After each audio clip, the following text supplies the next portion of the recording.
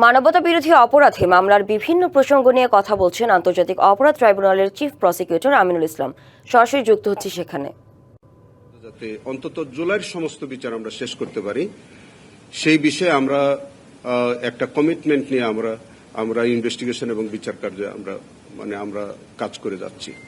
পাশাপাশি আমাদের যারা ক্রসফায়ারের যে ঘটনা ঘটেছে সারা দেশে প্রায় ৩,০০০-এর অধিক, সেই মামলাগুলো আমরা ইনভেস্টিগেশন করছি। অনেকগুলো রিপোর্ট হয়েছে ইতিমধ্যে। আপনারা জানেন কক্সবাজারে যে কাউন্সিলের একরাম হত্যা, সেই মামলার বিচার কার্য আমরা শুরু করেছি।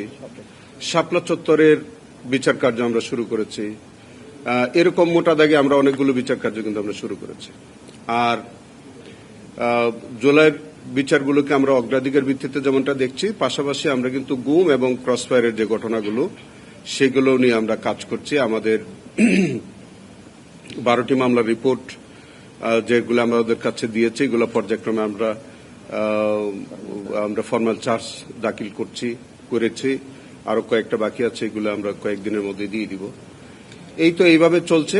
আর আমাদের যে লোকবল আছে, আমাদের যে লজিস্টিক যা সাপোর্ট আছে, তা দিয়ে আমরা নিরলসভাবেই আসলে তাদের এই বিচার প্রক্রিয়ার আমরা কাজ করে চলেছি। নগদ নিয়ে এলো হার না মানা হার অফার।